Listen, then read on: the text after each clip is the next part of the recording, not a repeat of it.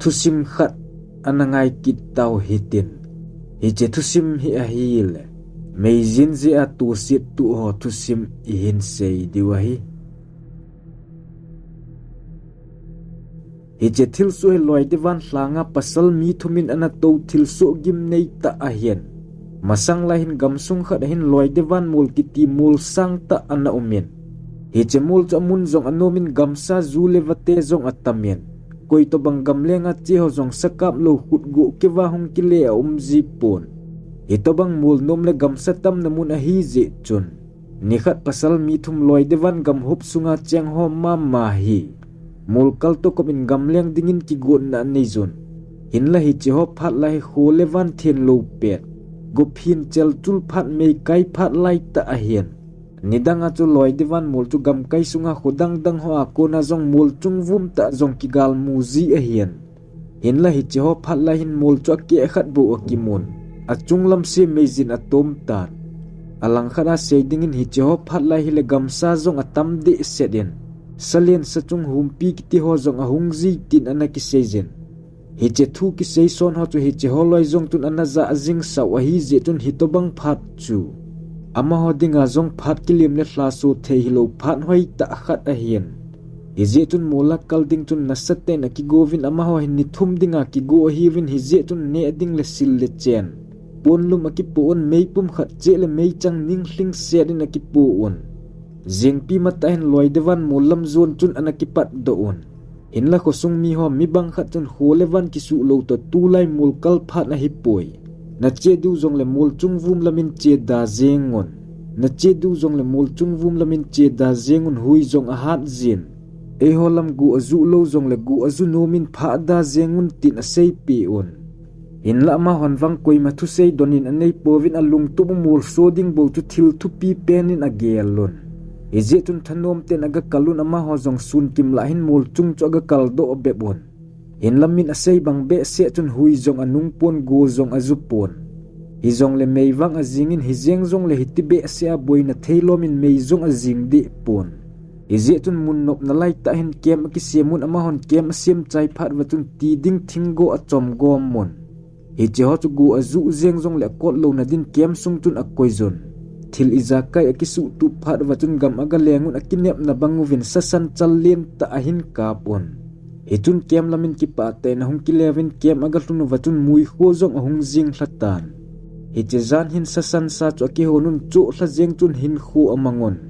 ama ho zong phat chom khat zo hin akichol dovin phat che bang chun jing khowa nai lam hen van ahung ki thingin ke ahlan ki ninglovin hui ahung nung tan hi che hui nung chu hat be se zen kem se mu chu chung ho ahlo amangen abang ho amut sen thil le lo ho zong amut che tan hi to bang a hin to phat watun akitu to vin a obon hi che ho pet hin thing le go ho zong hui jin amut hlu gin hi aso la azengen hi je tun ama ho zong ki chaten mit sing lo helin a khowa on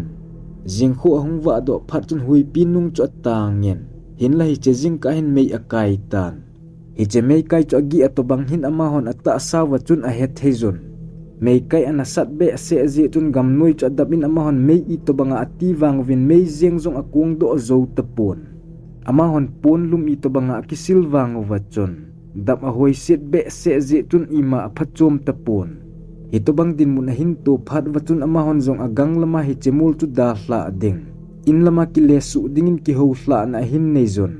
hi che je tun a thil le lo la thei se chu hin ki pon ki no them hin khosung lam zonin ahung ki pat do on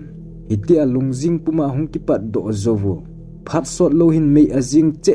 en azon hin lamzo na zat zong a hitapon azi chu ma hon amasangu akengu zong amu pha lovu a hitan thakhana a hi wang wachun koima akimu to theya pon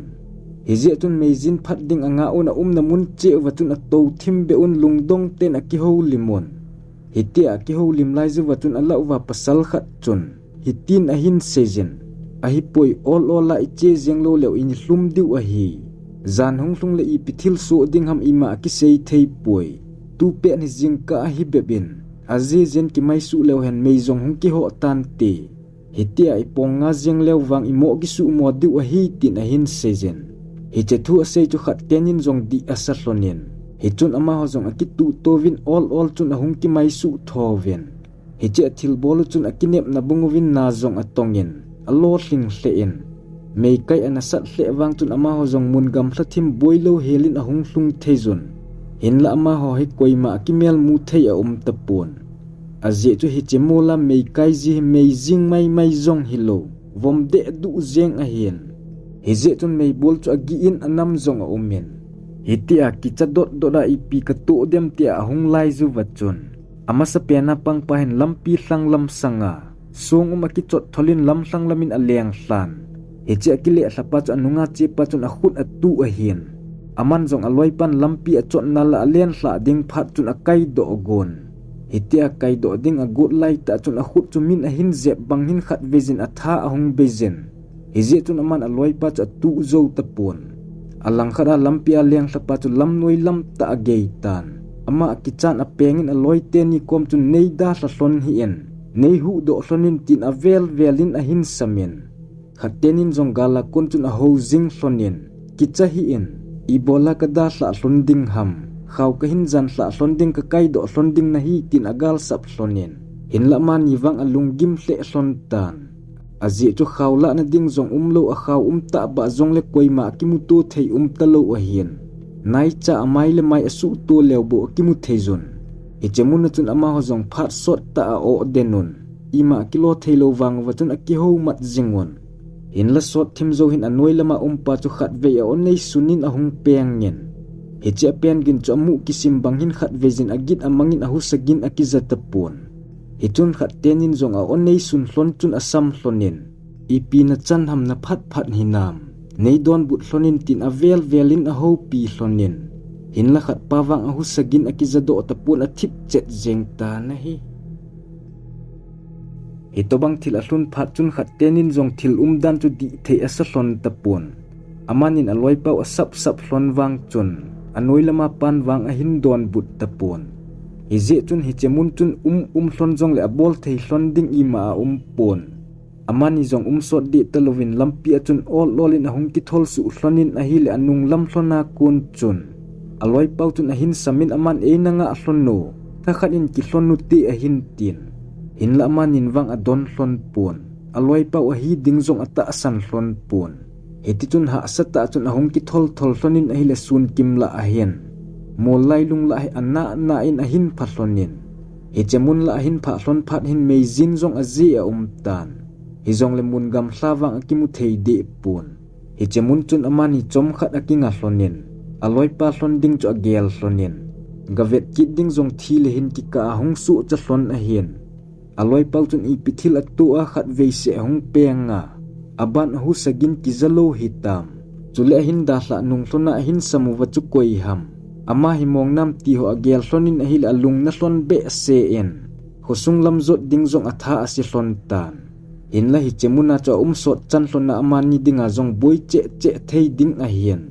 hije chun a thilpu hlon cha loi pa hung jeng le tin ada hla hlonin amanin khosung lam a hin zon hlon tan hichelai mun a hin da hla hlona kon chun ni kho cha ki khel zebin mol noi lam a hung hlun hlon phat wang chun ima boina tapun khosung a hlun hlon chun upaho le midang anaza da ho chun ahin vewin a cheni wa mi thum ahung kile lamu wa mi ni bo hi chu do ngai lovin tu se da hin to chu he thezun phatlin ni ahung chen ni thum zo hin khosung gol sang mi phabep to hi chete ni chu che ki don ama hon athil da hla ho cha ga vewin a hil abang bangin ana na lai zen hi che phat chun ama hon zong a gol pau hla do na hin nei zon hi chenia ki pat chun koi man mol chung lam ana phakit tapu na hi thusim akichai tai